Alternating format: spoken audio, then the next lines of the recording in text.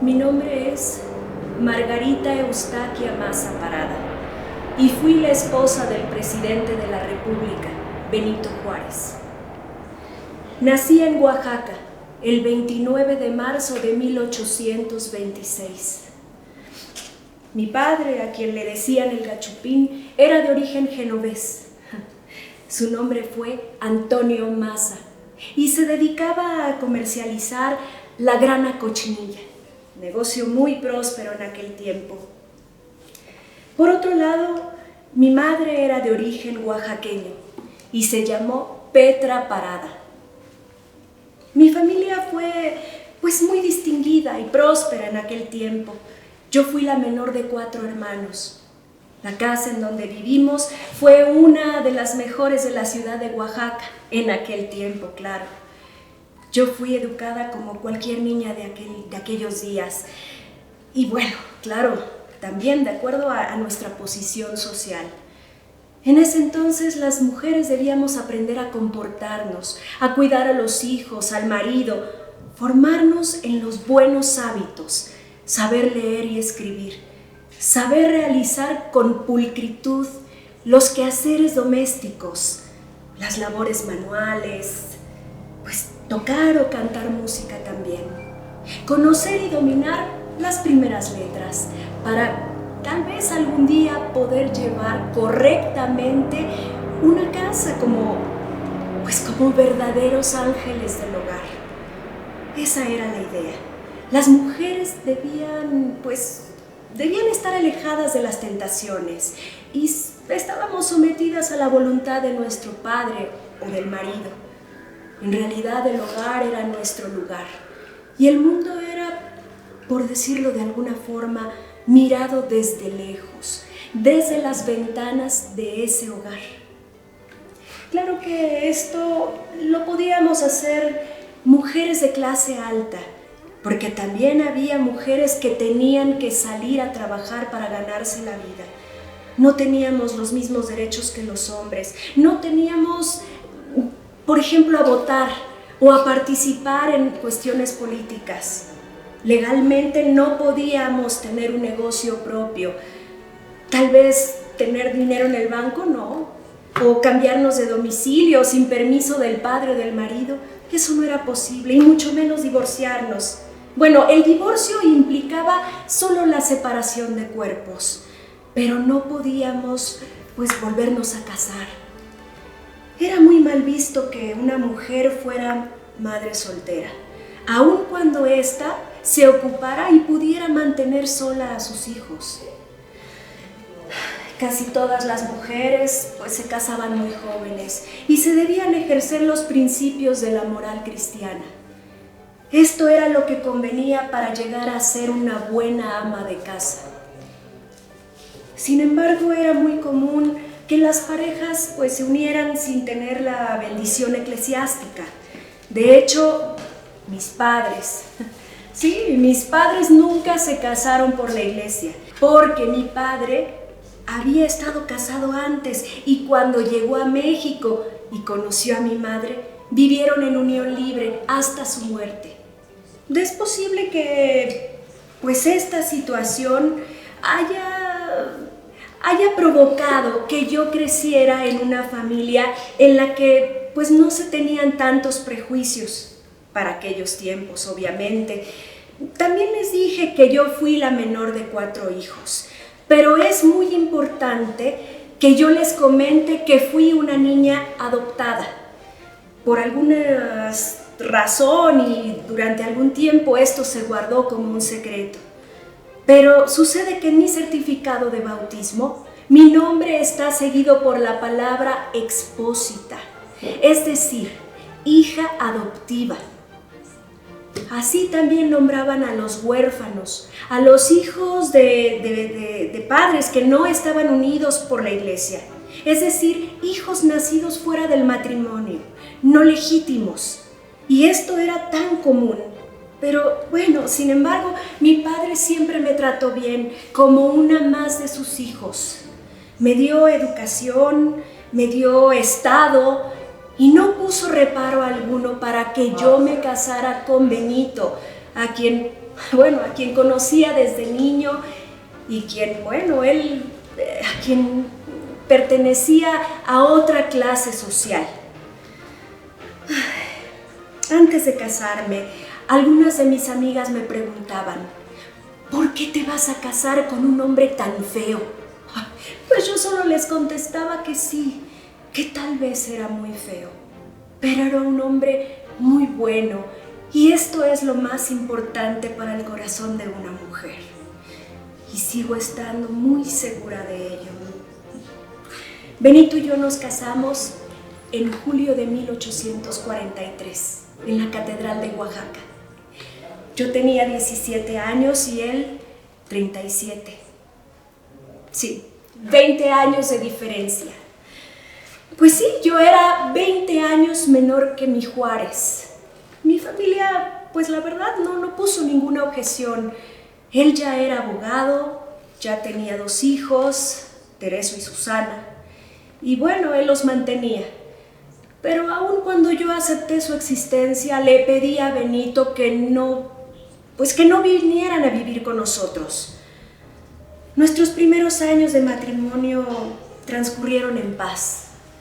Su carrera era muy prometedora y así fue, ascendiendo en puestos públicos hasta llegar a ser el presidente de México. Cosa que de verdad yo de ninguna forma llegué a imaginar. Los hijos empezaron a llegar pronto. Las primeras fueron Manuela y Margarita. En 1847, Nito fue nombrado gobernador de Oaxaca, por lo que nuestra familia comenzó a prosperar. En el 48 nació María Guadalupe, pero ella falleció a los 2 años. Yo me encontraba inconsolable por su pérdida y después pues le siguieron Soledad y Amada. Y Amada también falleció. En el 52 llegó nuestro primer varoncito. Benito lo nombramos. Eran tiempos muy difíciles. Muchos niños morían a corta edad por enfermedades como la disentería, la gripa, la neumonía. Yo sufrí mucho por la pérdida de 5 de mis 12 hijos. Después de 10 años de casados, las cosas empezaron a complicarse más porque la situación política nos obligó a separarnos. Llegando Santana al poder, desterró a Benito. Y bueno, cuando él era gobernador de Oaxaca, también desterró a todos los liberales. Entonces Benito buscó refugio en La Habana, en Cuba, y después se fue a Nueva Orleans. Y yo, pues por otro lado, y junto con los niños, tuve que huir por la persecución que sufrimos. Vivimos ocultos y yo, estando embarazada de mis gemelas, María de Jesús y Josefa, tuve que buscar la manera de mantener a mis hijos y proveerlos de lo necesario. Esta separación fue muy difícil. No teníamos nada. Cuando mi padre falleció, pues a mí no me dejó nada en su testamento. Así que me vi en la necesidad de trabajar, de buscar cómo alimentar a mis hijos. Así que puse un estanquillo en un pueblo llamado Etla, cercano a Oaxaca. Ahí vendía hilos, velas, cosas que yo misma podía hacer, como bordados, tejidos, comida. Y lo poco que salía de este negocio, pues lo usaba para mantener a mis hijos y poder enviarle algo, aunque sea poco, a Nito.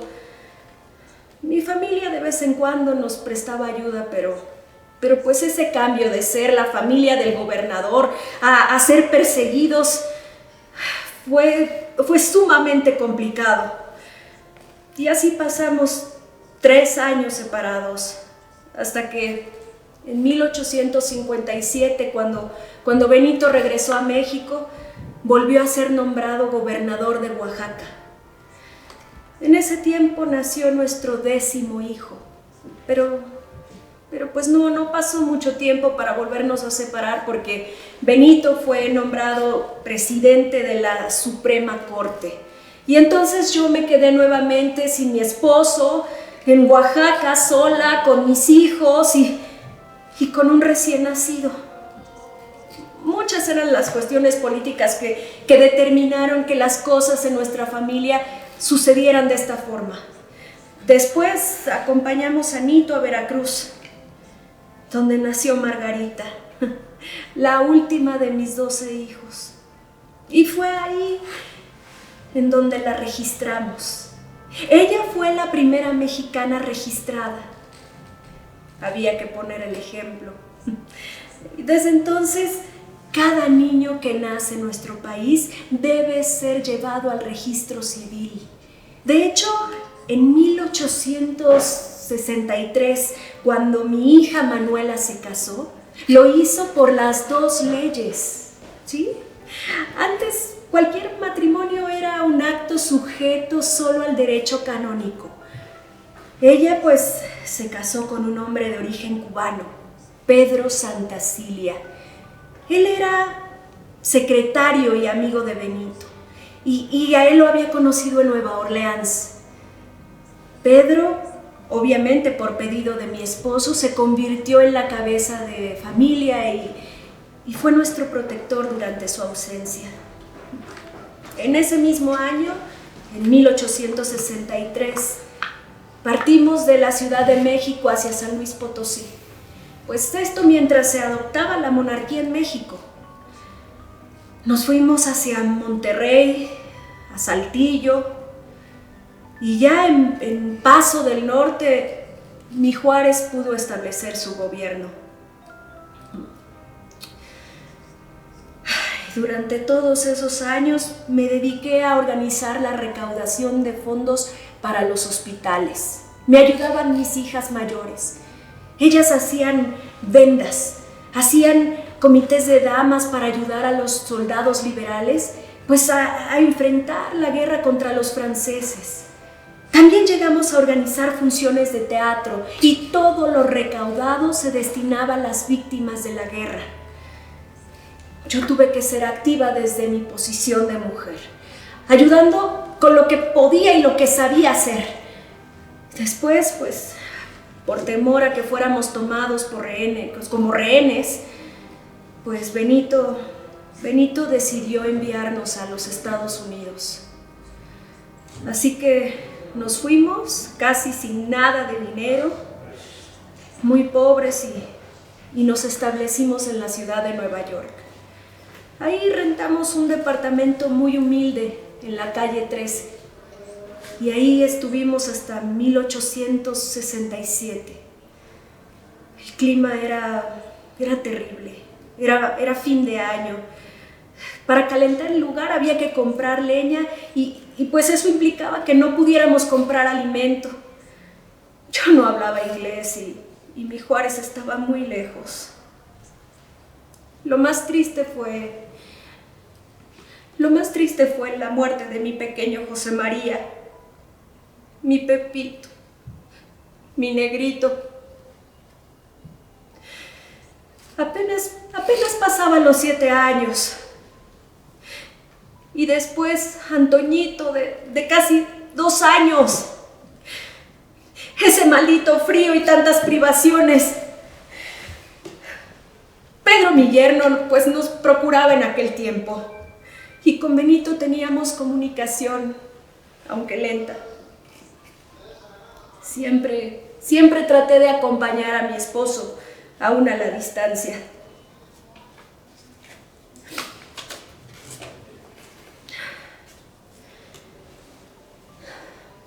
Mi estimado Juárez, recibí tu cartita de 26 de octubre que he leído con mucho gusto porque veo que te conservas bueno, que es todo lo que yo deseo. Solo yo sigo con mis ideas raras de que yo tuve la culpa de la muerte de mis hijos. Esto me viene de los nervios porque tengo días en los que puedo reflexionar y otros en los que todo el día recorro desde el día que se enfermaron, lo que sufrieron y esto me hace sufrir lo que tú no tienes idea.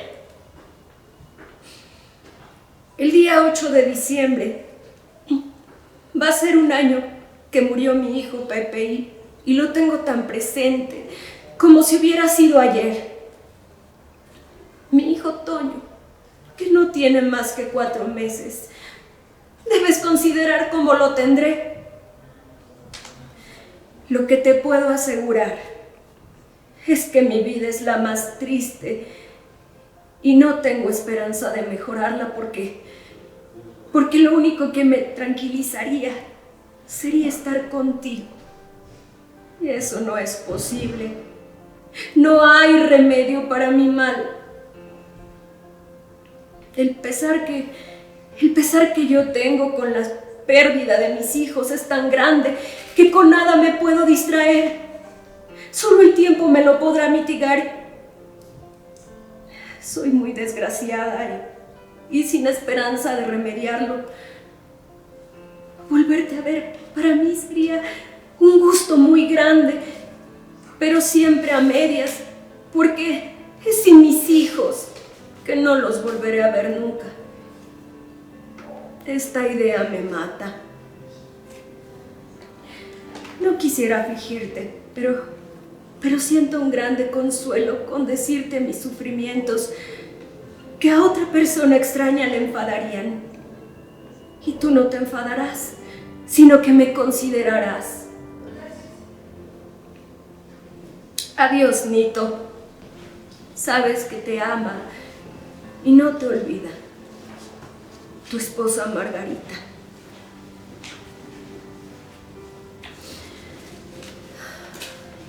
Mi depresión era tan profunda, lejos de mi país, de mi marido.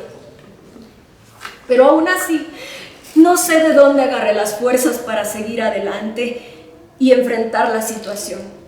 Yo debía seguir cuidando de mis demás hijos. Muchas cartas nos escribimos Juárez y yo. En ellas podía comentar algunas cosas relacionadas con la política, pero solo comentar. En ellas trataba de demostrarle mi apoyo. La situación que pasaba él era muy complicada y yo estaba esperanzada en que él dejara la presidencia, pero yo ya sabía que de cualquier forma él no iba a regresar con nosotros hasta que triunfáramos. Padecimos muchísimo esta situación con la angustia de no saber cuándo volveríamos a reunirnos.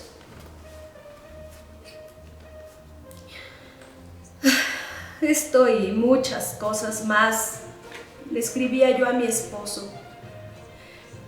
Me atrevo a decirle que en ocasiones, sí, le aconsejé que se decidiera de alguno de los políticos que estaban en Estados Unidos, porque eran ambiciosos, una vergüenza.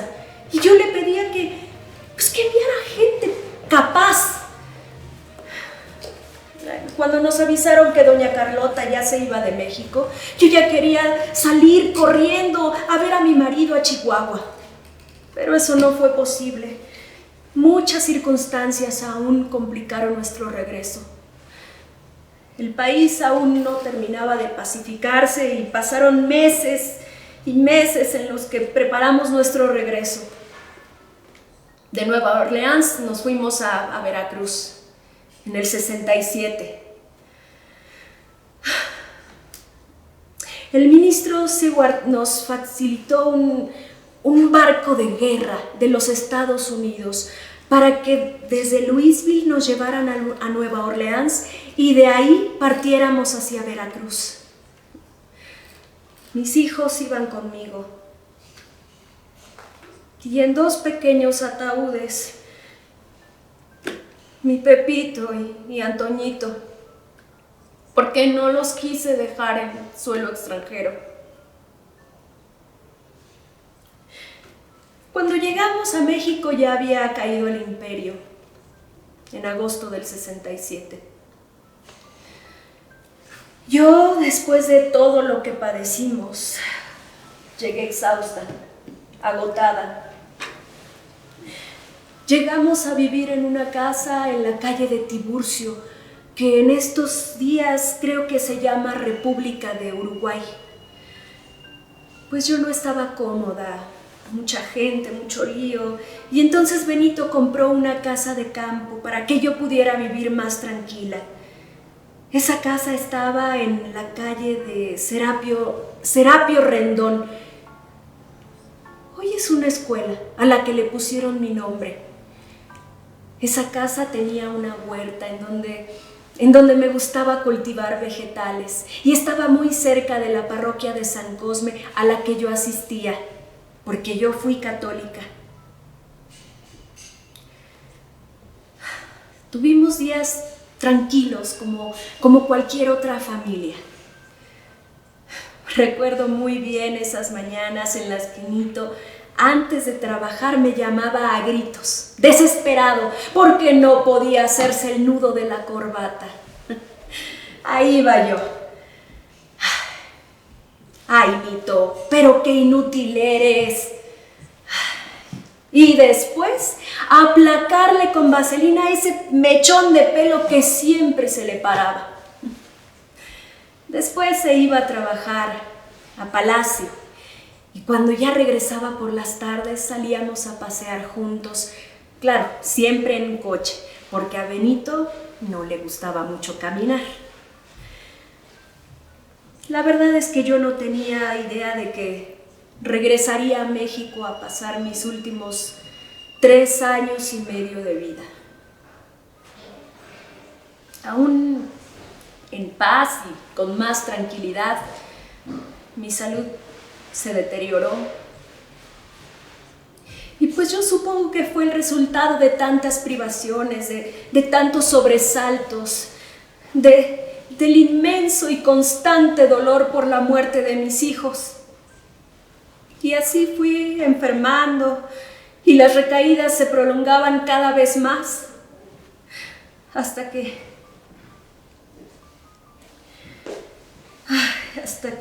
diagnosticaron cáncer de estómago. Mi agonía fue muy dura. Tenía más de 1 año enferma. Fui atendida por aquel gran médico, el doctor Rafael Lucio. En esos tiempos no había forma de intervenir quirúrgicamente aquel mal que devoró mis entrañas y me fui consumiendo poco a poco. El médico pues solo me proporcionaba paliativos. No recuerdo, morfina, opio, qué sé yo, no lo sé, pero los dolores eran tan terribles. Los periódicos informaron desde antes de esta enfermedad que me aquejaba y la gente conocía mi estado. Así que finalmente mi cuerpo débil y deteriorado pues no resistió más. Y la tarde del 2 de enero de 1871, acompañada por mi esposo, mis 5 hijos, mis nietos, mis yernos, fallecí a las 4:30. Durante mi agonía, Nito permaneció a mi lado. En mis habitaciones, mi cuerpo fue limpiado sobre mi lecho para ser velado durante algunas horas, para darle tiempo a los familiares de que llegaran y que brindaran sus condolencias. Eso era costumbre de aquellos tiempos. Llegaron familiares, amigos, militares, telegramas, notas de condolencia. Y al día siguiente, el 3 de enero, Benito, con todo el dolor de su corazón, y mi hermano José María levantaron mi cuerpo y lo colocaron en el ataúd.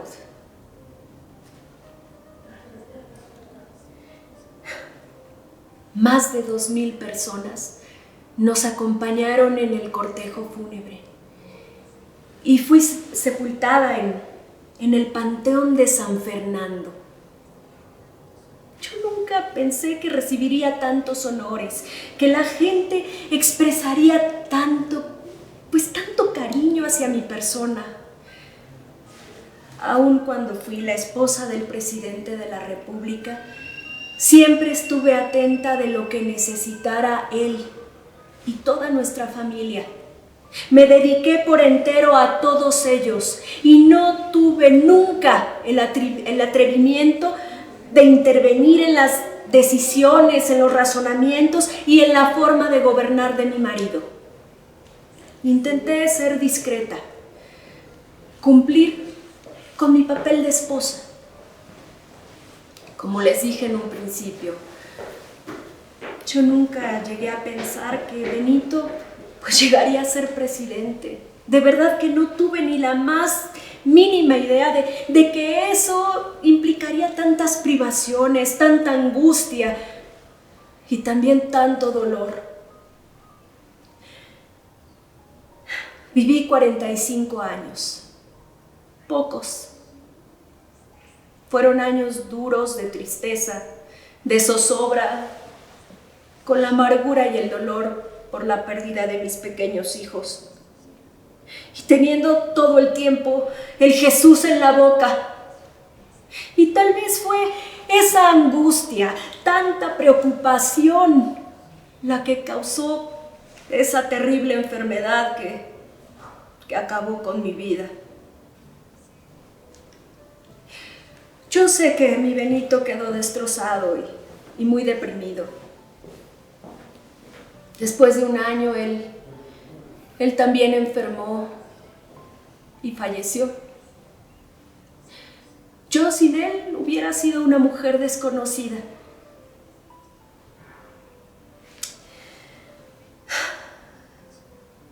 Yo, aún con las complejidades de nuestro matrimonio, amé con todo mi corazón a Benito. Y siempre supe que él me amó profundamente.